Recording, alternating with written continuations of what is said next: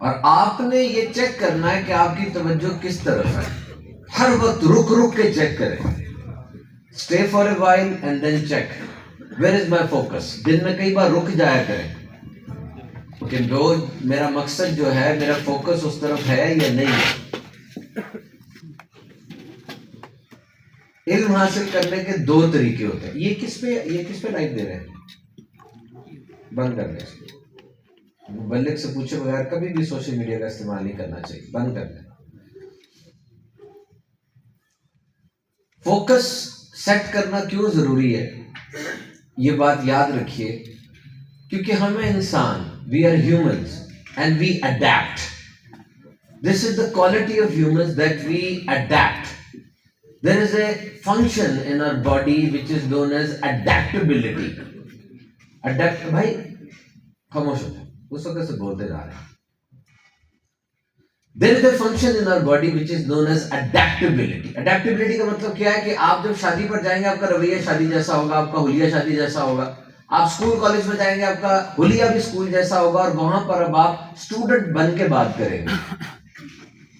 آج آپ ایک مذہبی اجتماع میں آئے اپنے طور پہ، تو آپ کا رویہ بھی مذہبی ہونا چاہیے. ہوتا ہے آپ کا رویہ مذہبی. جمعے کا دن ہے، نہا لیا، بچے کا ہاتھ پکڑ لیا اور اب آپ مسجد جا رہے ہیں تو مذہبی ہو جاتے ہیں، کیونکہ ایک مذہبی کام ہے نا.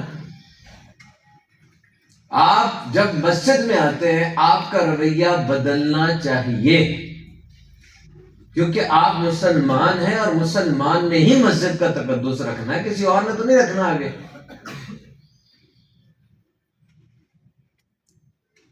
اڈیپٹ. اور آج کل حالات ایسے ہیں کہ آخری بار آپ نے کب کوئی قرآن و حدیث کی بات سنی مجھے بتائیں.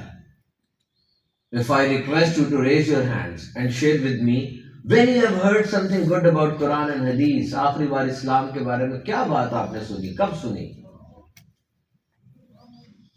ایک ٹیچر مجھے ملے، کہتے اس دور کے اندر اسٹوڈنٹس میں بھی اور بڑوں کے اندر بھی جو بڑا مسئلہ پیدا ہو رہا ہے نا وہ اٹینشن سپین کا ہے. 30 سیکنڈ کا سٹیٹس ہے، 1 منٹ کی ریل ہے فیس بک کے اوپر. اب 1 منٹ کے بعد ٹینشن ختم ہو جاتی ہے، نہیں سمجھ میں آ رہی ہوتی بچے کو. وہ پورا 3 گھنٹے کا پیپر کیسے دے گا، پوری کتاب کیسے پڑھے گا؟ اس کو تو ریلیں دیکھنے کی عادت پڑ گئی ہے. اس کی توجہ 30 سیکنڈ کے بعد ایکسپائر ہونا شروع ہو گئی ہے. اس کو الجھن ہوتی ہے لمبی چیز پڑھتے ہوئے. علم 2 طریقوں سے آتا ہے، یاد رکھنا. یہ چل رہا ہے بھی نہیں، کیوں چل رہا ہے؟ کیا بات ہے. مجھے کسی نے کہا جی امید کی بات آپ کر رہے ہیں، امید تو جھوٹ ہوتا ہے. میں نے کہا تم امید اور خواہش میں فرق نہیں کر رہے. خواہش کے اندر جھوٹ آ سکتا ہے، امید میں تو جھوٹ نہیں ہوتا. خواہش کیا ہے؟ یہ چھوٹا بچہ بیٹھا یہ کہتا ہے میں نے اسپائڈر مین بننا ہے، فلم دیکھی اسپائڈر مین بننا ہے. یہ غلط ہو سکتا ہے کیونکہ یہ خواہش ہے، پوری ہو یا نہ ہو. لیکن یہی بچہ کہے میں نے ڈاکٹر بننا ہے، اب یہ پوری ہو سکتی ہے اگر یادی داخلہ لے اور 5 سال تک محنت کرے. امید وہ ہوتی ہے جو کہ ہو سکتی ہے، خواہش ہو بھی سکتی ہے نہیں بھی ہو سکتی. آپ امید کیسے چھوڑ سکتے ہیں؟ آپ تو مسلمان ہیں. وہ جو ڈاکٹر نے انکار کر دیا تو آگے جنت نہیں ہے، اللہ کی رضا نہیں ہے، کیسے آپ نا امید ہو سکتے ہیں؟ امید نہیں چھوڑنی. وہ مچھلی کے پیٹ میں تھے، امید نہیں چھوٹی. مچھلی کے پیٹ کا اندھیرا تھا، سمندر کا اندھیرا تھا، رات کا اندھیرا تھا، اور وہاں سے وہ پکارے لا الہ الا انت سبحانک انی کنت من الظالمین. امید پکاری تھی نا، اے اللہ مجھ سے ہی کچھ بھیجا ہوا ہے، تو بڑا کریم ہے. سامنے دریا تھا موجیں مارتا ہوا، پیچھے وقت کا فرعون تھا. فرعون کے تو 1 لاکھ کالے گھوڑے تھے، پتہ ہے آپ کو 1 لاکھ کالا گھوڑا اس کے لشکر میں تھا. اس کے دربار کا کوئی درباری مس نہیں تھا، پوری سلطنت کو لے آیا تھا. اور ادھر ادھر موسیٰ کھڑے ہیں، آگے نیل ہے اور پیچھے لوگ کیا کہہ رہے ہیں، کدھر لے آیا آپ ہمیں؟ پیچھے فرعون ہے، آگے دریا ہے، اب ہم کیا کریں؟ آپ نے فرمایا سن لو، میں تمہیں اسی رستے پہ لایا ہوں جو رستہ میرے رب نے بتایا ہے. وَأُفَوِّضُ أَمْرِي إِلَى اللَّهِ. امید نہیں چھوٹی. آپ نے ایسا مارا دریا پھٹ گیا، دریا پھٹ گیا. تم سوچ رہے تو یہ کیسے ہوگا، یہ ایسے ہوا تو وہ نہیں ہوگا، کون کرے گا؟ اور چھوڑو، لاٹھیاں پڑے دریا پھٹ جاتے ہیں، لاٹھیاں پڑے اس پتھر سے چشمے نکل آتے ہیں. تم دیکھ نہیں رہے، لاٹھی ہے وہ، سامنے سانپ آ گیا ہے، کیا کروں رب؟ ہے میرے اللہ، لاٹھی پھینک دے۔ ایک ہی لاٹھی ہے، اس لاٹھی سے سانپ کو پکڑنا چاہیے نا۔ اگر عقل کی بات کرتے ہو تو لاٹھی تو ایک ہی ہے، ہاتھ میں ہے، اس لاٹھی سے سانپ کو قابو کرے اور پیچھے کرے؟ نہیں، موسیٰ سانپ لاٹھی پھینک دے۔ یہ ہے نا اللہ پہ توکل۔ پھینک دی لاٹھی، وہ لاٹھی اس سے بڑا سانپ بن گئی۔ اعتبار کر کے تو دیکھو، اپنے آپ کو سپرد کر کے تو دیکھو۔ سمندر پھٹ گیا، حضرت موسیٰ علیہ السلام بیچ میں سے گزرے، وہ جو پھٹا تھا اس میں اللہ نے کھڑکیاں بنا دی کہ ایک دوسرے کو دیکھ لو کہ تم بچ رہے ہو۔ سامنے آگ تھی، امید پھر بھی نہیں چھوٹی۔ پتہ ہے اس قبیلے کا ہر بندہ اس آگ کے لیے لکڑی لے کر آیا تھا، اور اتنی اونچی آگ تھی کہ اوپر سے پرندہ بھی کوئی نہیں گزر سکتا تھا۔ 15-16 سال کے تھے ابراہیم علیہ السلام، اور ساری مخلوق کہہ رہی ہے اللہ اگر آج تیرے ابراہیم کو کچھ ہو گیا تو زمین پہ تو تیرا نام لیوا کوئی نہیں ہوگا، کچھ کر اللہ، کیا کریں ہمیں بتا کیا کریں۔ اللہ نے فرمایا میرا بندہ ہے، آگ میں جا رہا ہے، اگر وہ تم سے کچھ مانگتا ہے تو دے دینا، نہیں مانگتا تو نوٹ آف یور کنسرن۔ اور حضرت ابراہیم علیہ السلام کیا کہہ رہے ہیں؟ حسبنا اللہ و نعم الوکیل۔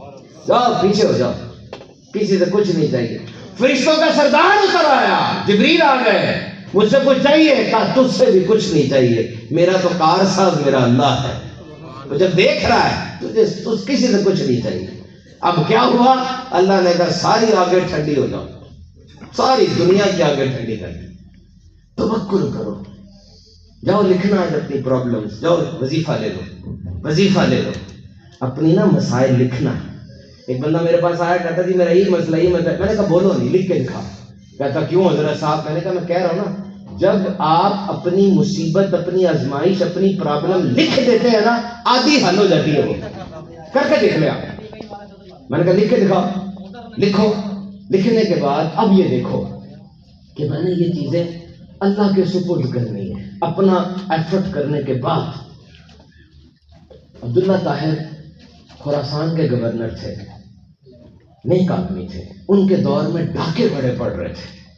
انہوں نے کہا جی بارڈر پہ کھڑے ہو جاؤ، جو ڈاکو ملے فوراً میرے دربار میں لے آؤ۔ بارڈر پہ چلے گئے، وہاں پہ 4 ڈاکو ملے، انہوں نے چاروں ڈاکوؤں کو پکڑا اور بادشاہ کے پاس لا رہے تھے، ایک ڈاکو بھاگ گیا، اب کتنے رہ گئے؟ 3۔ انہوں نے ایک سادہ سے آدمی کو پکڑ کے چوتھا ڈاکو بنا دیا اور کہا بادشاہ کے پاس چلو۔ اب وہ چوتھا بندہ ڈاکو نہیں ہے، وہ تاجر ہے، کسی چھوٹی جگہ سے آیا تجارت کرنے کے لیے، بہت نیک آدمی ہے۔ بادشاہ کے پاس آئے، بادشاہ نے کوئی انویسٹیگیشن نہیں کی، کپڑے ڈاکے پڑ رہے، اٹھاؤ چاروں کو اندر کر دو، اندر کرو۔ اب جب وہ اندر چلے گئے، وہ جو نیک آدمی تھا وہ کیا کرتا آپ بتائیں؟ کچھ نہیں کر سکتا تھا، چیخے مارتا، جیلر میں مارنا تھا۔ اب اس نے کیا کہا؟ وَأُفَوِّضُ أَمْرِي إِلَى اللَّهِ، اللہ تو جانتا ہے میں ڈاکو نہیں، اے اللہ میں اپنا معاملہ تیرے سپرد کرتا ہوں۔ کھڑے ہو گئے، کھڑے ہو کے 2 رکعت نماز نیت کر لی اور رونے لگے، رونے لگے، ان کو منع کر، رونے لگے، روتے رہے روتے رہے روتے رہے۔ اسی رات بادشاہ سویا نا، اس کے خواب میں 4 پہلوان آئے، آ کے تخت کو الٹنے لگے۔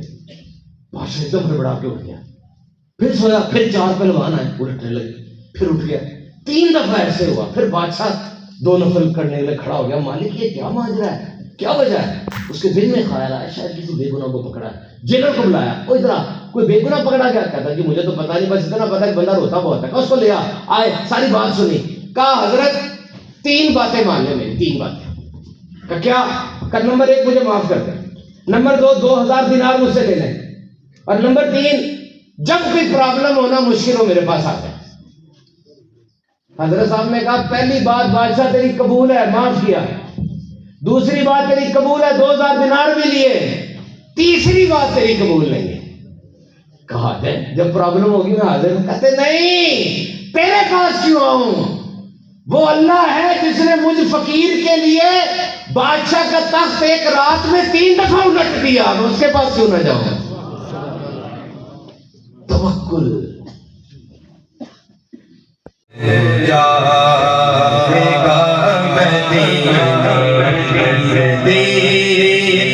اور